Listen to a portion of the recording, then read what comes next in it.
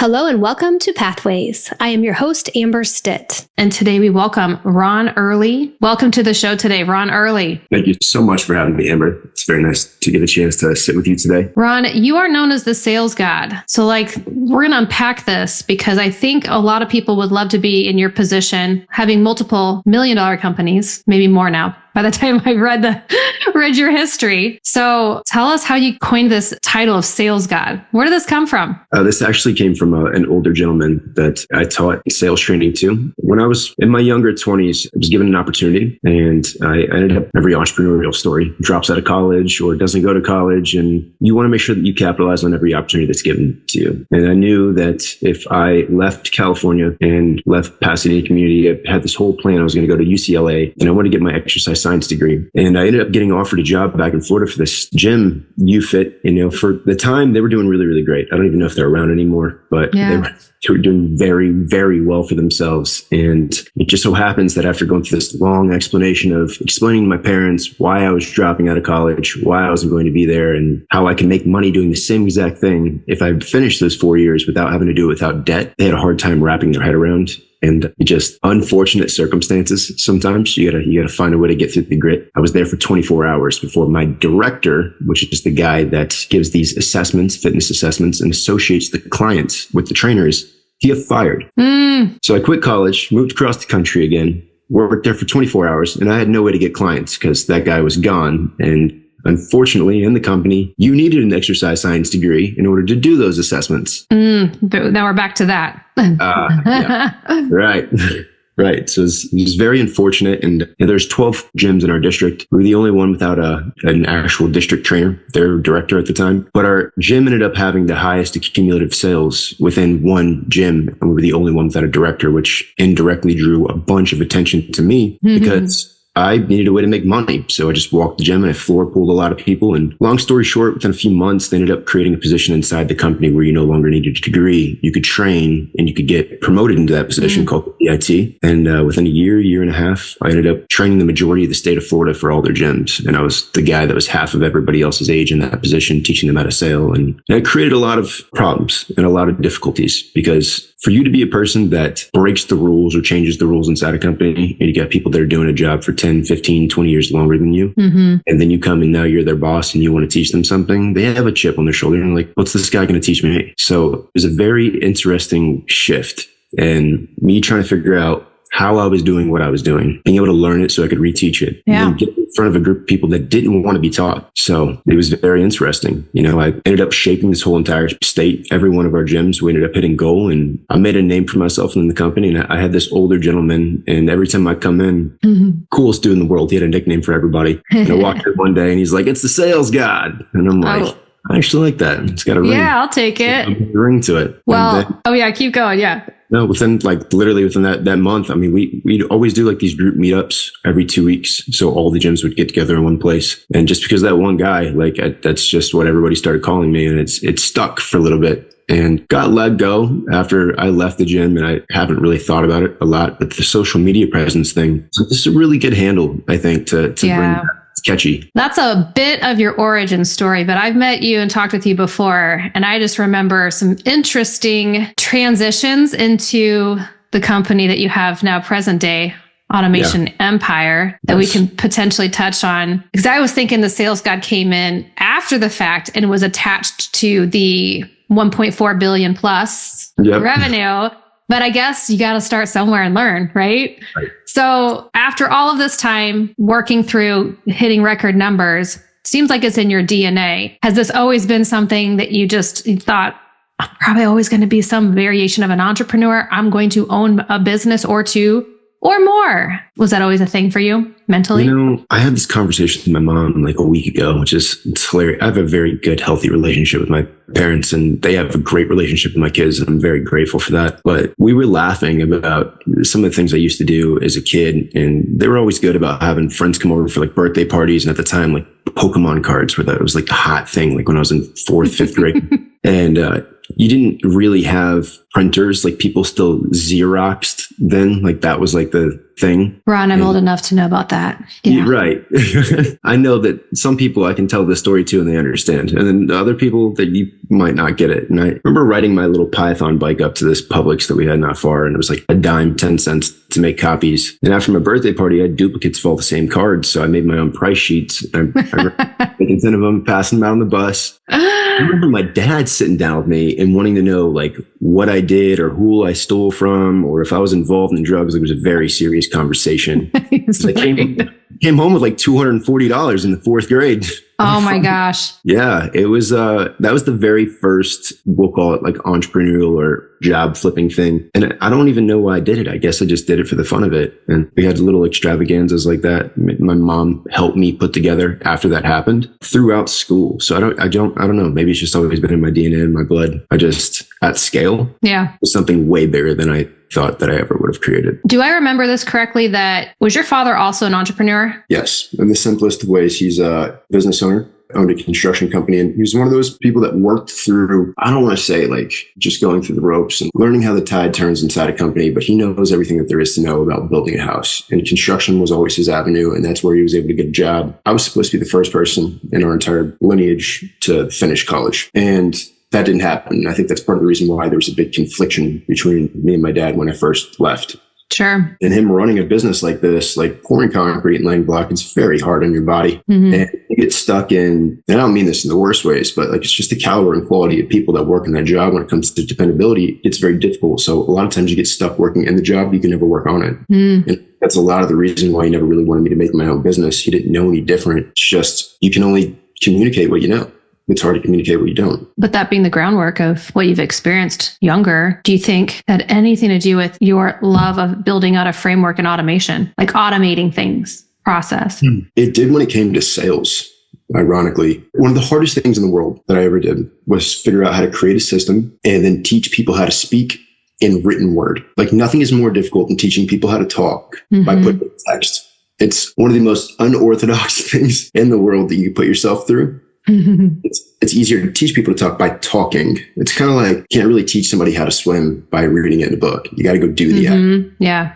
Tell you all the right things, but you're not going to figure it out until you go execute. Yep. So trying to put those things into words became very difficult, and creating systems around that, even before when I was teaching those older people that we were talking about, twice my age, you got to create types of systems that create a flow that have the outcome that you desire. Right? If you don't have a system, then you're just throwing things at the wall and hoping that they stick. And now if you don't have frameworks, nobody else can really do what you need them to do. Systems make or break any business. And you can tell the quality of a business based off the systems that they have implemented. Sure. One of those things that I learned very, very early on, I don't think that that's changed. I just think that the more intricate the business becomes, you need to have more systems in place. And the better that you can simplify those systems, the better outcome you're going to have. So would you say that you have this, I don't want to call it rags to riches story, because you had, from what I can understand, pretty awesome family, but not the traditional route of go to college and then intern and I feel like sometimes the common denominator with entrepreneurs are we don't really want to work for others and we will dabble but figure out our own path. And can you share with the audience just part of the early days between you and your wife? I think you guys were married at the time, just getting things going after the gyms. It was terrifying. I don't know that I would consider it rags to riches either, even though it was very much rags at one point. I tried to do everything right. Again, younger 20s, I was making a very large figures at an early age, but I spent all my time away. I was never with her. We wanted to do things together and travel. And at a very, very early stage in our relationship, my wife let me know that she had some medical issues and we weren't going to be able to have kids. So we always thought like we'd make money together and we'd travel and we'd do these things. And it got to the point where I was hitting a ceiling in the company, and again, not spending any time at home. So I don't really know what I was going to grow into from that point. So it was a mutual discussion of if you're making them this much money, how much money can you make yourself if we start our own thing? And we didn't know what that thing was at the time. I just knew that I had 38 grand sat back. If I moved, we could put a down payment on a house. I'd be able to furnish it. And then within 48 hours of quitting that job, 4 years later into our relationship, I found out that I had a baby on the way, which we were in denial for like the first 30 days. Cause I'm just like, how? Sure. Like, no precaution for 4 years period. And then all of a sudden, you want to talk about impeccable timing? Bad time to leave a job. horrible time. I'm not mad about it, but right now, yeah. Yeah. It's, it was definitely, it was a blessing. Mm-hmm. But at the same time, I was like, okay, I got to buckle down. I got to figure this out. And it's kind of like what you said. It depends on what you know and what you go through. And I knew that what my dad was in was booming in construction because we had one of the fastest growing cities in the US. Sarasota was taking off at the time. And in any entrepreneur book that you read, you talk about solving problems, bridging gaps. Every single concrete pouring person needed somebody to finish, polish, or put some kind of finish on top of concrete, which they hated doing. You could charge a premium price for it because now I have a reason to fix a service or, put a cap on a service. And I need to make a name for myself doing it. So I walked door to door for a little while and I sold like these nicer garages. So things weren't cracking due to the humidity in Florida and you don't want concrete to go bad. And I wedged my foot into some of these other concrete companies and I wanted to stay away from using my father to do it. It was very much me wanting to do it. He didn't want me to do it. I remember temporarily until we could find the right place that we were going to stay. My parents were okay with me staying in one of their spare bedrooms until we were able to put the deposit on the home and we're going to furnish it. Any person that's in business right now, you need 2 years of business history to take out a loan. Like the bank will turn you down. Yeah. Always been that way. It's terrible. I also didn't have the best credit in the world because I wasn't raised in a place where that was really even important until it was important.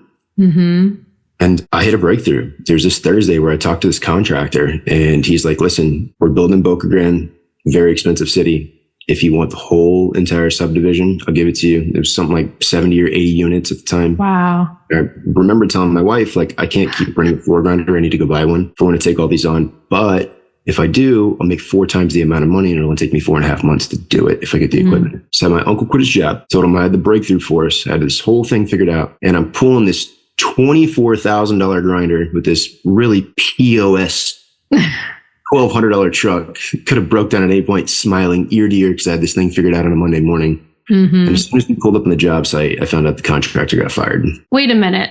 Is this like a repeat from the gym? Sounds similar, doesn't it? Yes. Wasn't the best situation in the world to be in because now I'm sitting with this expensive equipment that I can't use and I can't return.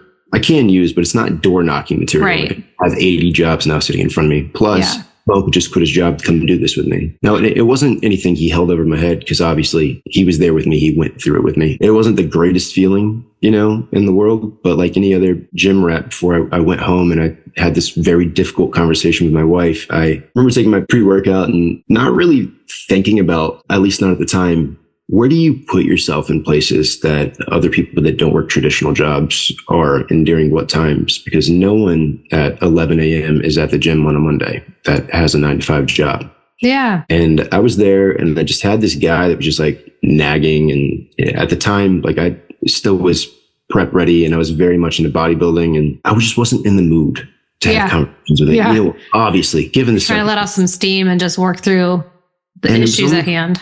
It was like he was annoyed that I didn't know who he was and his phone kept going off over and over and over and over. I'm like, man, you should really get that. And he's like, oh no, like, and turns his phone around and like shows me like he's selling on Amazon. And every time his notification was going off, it's because he was making a sale.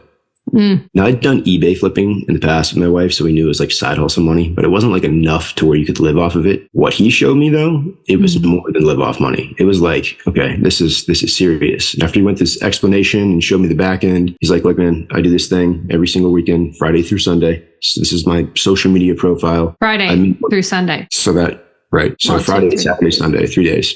3 days straight mentorship. And there's follow-ups, but that's all the hands-on part. And for $10,000, he'd teach me how to do Amazon mentorship. Well, hey, wifey, here we go. Can I spend 10? So you remember that 24 that you just trusted me with that I was going to make money with? So it's a team. It's a team effort. We got to do it, right, babe?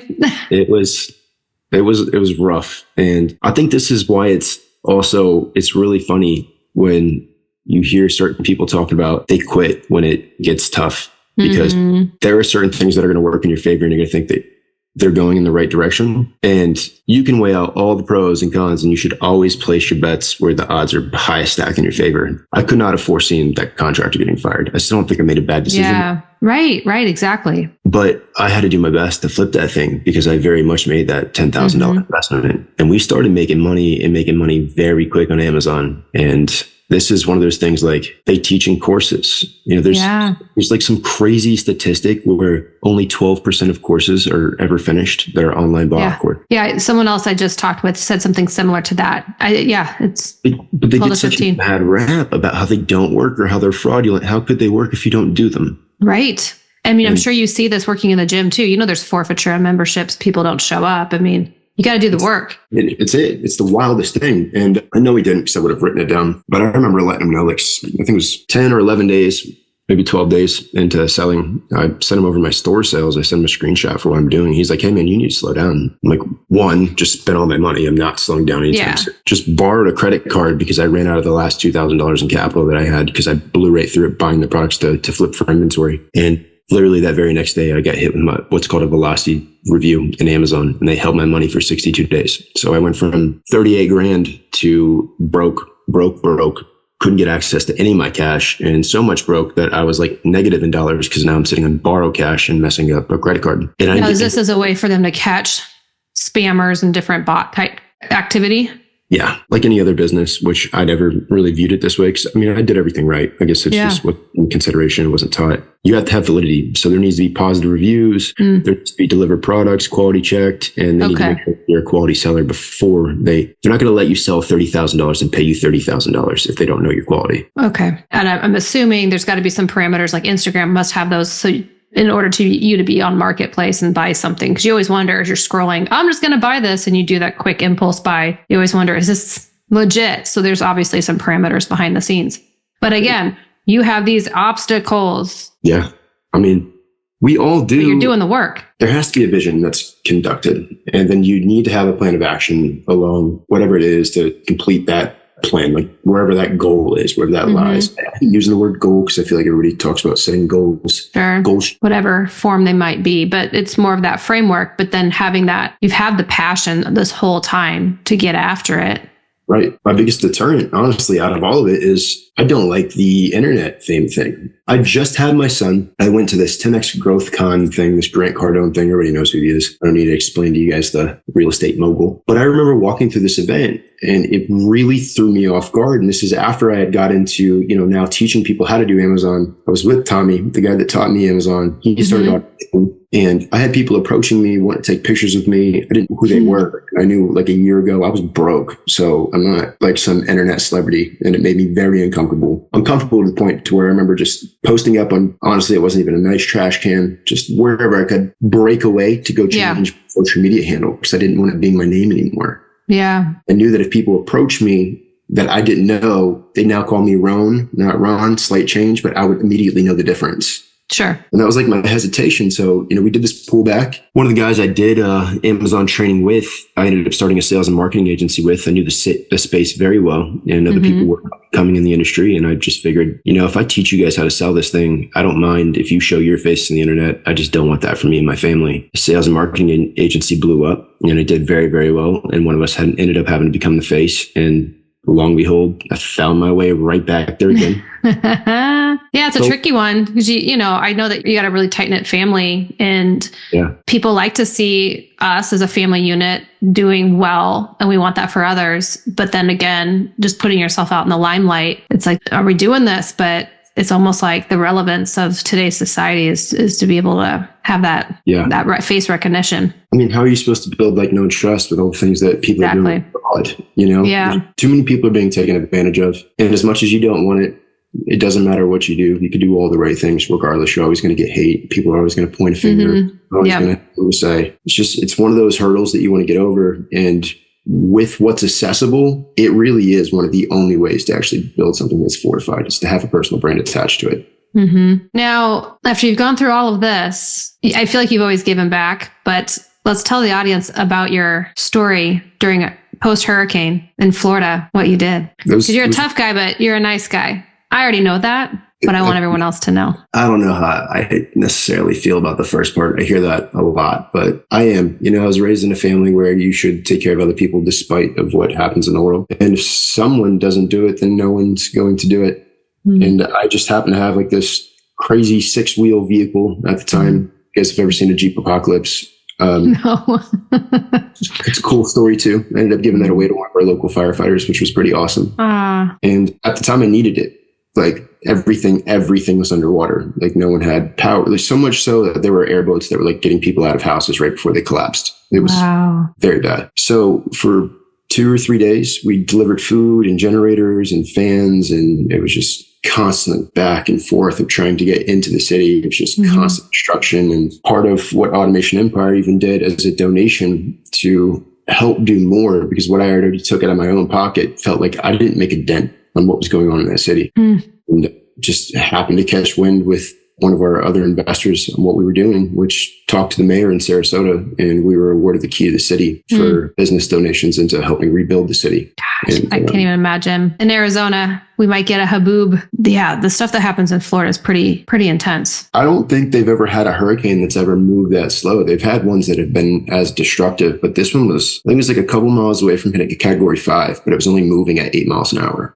I think I remember hearing, was this the one, I think even Cardone was trying to bring water in with his own planes, but you just couldn't get it you couldn't get in. You couldn't. We had just opened a warehouse down in Bonita Springs. It's really crazy and reluctant the way that it happened. It was only that pocket. Somehow the hurricane moved around. It's the only part of Fort Myers that didn't get touched. Wow. Half of Fort Myers is gone. Yeah. Oh, not just, some damage. Like there's none there, but everything around it gone. It's sad. How many weeks do you think until it was like to a point where it wasn't overwhelming? I believe it was somewhere around September when it happened. And I can uncomfortably tell you that I know that the majority of the people that suffered loss in a house didn't get to celebrate Christmas at their house. And I still don't think that some of those houses were even repaired. I think I remember that because we had members trying to get to a conference at the end of September from Puerto Rico and on up, and people just couldn't come. It sucks seeing people go through that and suffer. Yeah, people with young kids too. It's like, what do you do if you're in that position? Yeah. It's a tough pill to swallow, but again, it's one of those same things. If there's something that you could do, you probably should do it.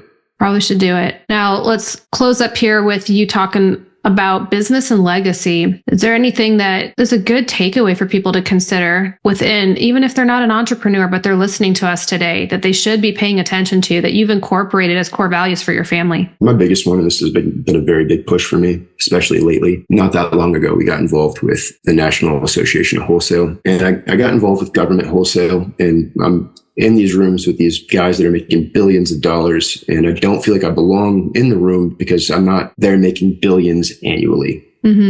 Billion over time. It's again, still, it's impressive moving in wholesale and freight, but the struggle that they had was trying to figure out how to build culture inside a company. And across the board, whether it's just trying to keep a good relationship with your wife, good relationship with your kids, good relationship with the people inside a company, you should be intentional with everything that you do. Like intention matters. Like going a little out of your way because you want to makes all of the difference. Like making sure like the employees inside your company, they have personal goals along with the business goals. Most people, they set these business goals up because they want them to grow within the business. They can do more, but it's equally important to figure out what personal goals are, how you can help them achieve them, because whatever happens there outside of life, regardless of what you say you should or shouldn't do, you always bring that inside a business, period. And that trickles down into your family. If you can instill that in a culture, then that they can bring that into their homes. They're not coming home, exhausted and unhappy, hopefully. I have this depiction of what I feel like balance is. I don't think balance is everything it's not an hourly scale. It's not, I spend, 6 hours of work and then 6 hours at home and then 6 hours of sleep and then whatever I'm doing, personal outside of that. It could be keeping my kids involved in what I do in work and working 8, 10, 12 hours sometimes. And then when I do come home, making sure I have my phone inside my truck. Yeah. Leave it there. When I come home, they have my 2 hours undivided attention, only dad's attention. We're reading, I'm giving them a bath. We're bringing out with my boys the tables, ladders, and chairs and fighting, wrestling. We're doing our thing, right? They got dad's time. Yep. And it might not be as much as I want to be able to give them. And I might be tired, but I make sure that they get it. And that intention matters. Like intentions, everything. Same thing with your relationship with your wife or husband, Yeah. Set up date night, pay attention. And the kids are watching. I know that if I'm trying to grab something really quick and I have my phone, but then I'm like picking up, putting it down, bath time, my daughter can say, "Hey, Mom, can you put your phone on? I don't want you working right now." It's really cute, she's paying attention, but cute, not so much if she's thinking that something else is more important than her, especially when it's her time. So try to instill with her too, like today's a work day, a school day. there's going to be different mornings sometimes than that weekend. And she's identifying it. And then it's, of course, like teaching the reason we're working is because we need to have certain things to survive, et cetera. But yeah, they're watching. And I think it's funny when you're maybe not as responsive to people on like a friend level, because when you set stuff down after work hours during dinner plus to the bath time, I don't want to be responding to people. So it is an interesting thing. But I think we have to unplug more, even though technology really is part of our day-to-day. We have to get back to humanity and focus. That's it. And I don't know that it's a complete solution, but it's just something that I've offered out as a piece of advice that's worked for me. Mm-hmm. And the same I told the employees here, I can't talk on the phone throughout the day, all day. And every time that you send out a text message, you're going to get a response. But I'd rather people pick up the habit of me sending 3 gratitude texts in the morning and try to get that one response out. Rather than have time, because now I have these exceptions where I don't have my phone. Mm-hmm. No, the only time all of them's probably be in the morning, and it's better than not. And I'd rather retain that relationship by doing something than nothing. Yeah, I do better when I can have my phone attached to my computer, my keyboard, and then I can scroll through and say, like, who did I miss? And just kind of look at the inbox, if you will. Yeah, and I'm better off in the morning with coffee alert when my daughter's at school, and I can focus on those responses and being timely, so that you can kind of build the habit, so then your evenings are more clear for your family. There you go. Yeah. Well, let's tell people how to find you. I want to make sure that I make a note really quick before we doing this, talk to a little bit about legacy. I'm making a very big move starting January 1st. So now that my children have been integrated into the company, I'm going to go through a rebranding. I'm changing the name of the company. Automation Empire. Talk about it. All right. What's happening? I bought Automation Empire, and I've started creating and building something that is legacy driven, and I want it to be attached to my family. So I'm going to name the company after my 2 sons. So I've been thinking too for the longest time, like what logo, what animal, what can I have, attached to Automation Empire. I couldn't really do it. But with this, Grayson is my first son, and then Maxwell Wolf is my second one. So I'm going to name the company Greywolfe Investments. That rebranding has already taken place, and it's just something I want to be able to pass down to them. So this whole culture thing I'm trying to cultivate, it should all be intertwined. So for now, yes, Automation Empire, depending on when this gets streamed. But after January 1st, Greywolfe Investments. And we'll be back YouTube, TikTok, Instagram, Facebook. You'll find us. Love it. And it comes full circle through the journey of what's important. Yeah, I do like when it can naturally fit in, and family values are part of it as well. Yeah. I told you how we are here, and I want the investors to be the same way. I think last time that we had a chance to speak, it was a week or 2 prior to that, I had 80 investors fly into town, and it's about being able to create community. I get sick and tired of hearing entrepreneurs talk about, show me who your 5 friends are, I'll tell you who you are. They don't tell you how to get the good friends or where to be to do it. So join groups that create things like this. I'm sure I'm not the only one out there, but they do exist. And I know that they do because I'm building one. Yeah. And we talk about focusing on community here on the podcast. I mentioned in another episode, pick your partners. You get to pick who you want to do business with. It's not you're forced to do things with your family members and just the friends you grew up with. No, you can pick your business partners. Let's do this and build that out and have fun. Yeah. That's the way it should be. Yeah. I mean, if not, why do it? Well, you're an inspiration, and hopefully everybody gets to make their first million at some point, right? It's on the table for everybody. So it's a lot easier than you guys make it out to be. I think sometimes just don't overcomplicate it, create a plan, backtrack, write it down. Serious when I say write it down. It's different when you think about it versus when you see it on paper. I think when we first met too, talking about wellness and just really creating that, there's buzzwords of health is wealth and all that. But I think even with the culture within your businesses, it's very important to keep being mindful of how you're treating your own self too, because that's where success can come from. And being relentless like you are. Appreciate that. And going through the journeys. Yeah, it's where the best stories come from. No wisdom's created unless you have those experiences. So, well, I really appreciate you being with us, and then being, I don't know if we're some of the first to hear about this rebrand, but we'll be linking up how to find you under the new name. So I really appreciate it, Ron. Thank you, Amber. It was nice talking to you today. You too. See you soon. As well. Bye-bye. Thank you for joining us on this episode of Pathways. For more information about the podcast, books, articles, the blog, and so much more, please visit my website at amberstitt.com. And remember, let's take action today. Thank you for listening.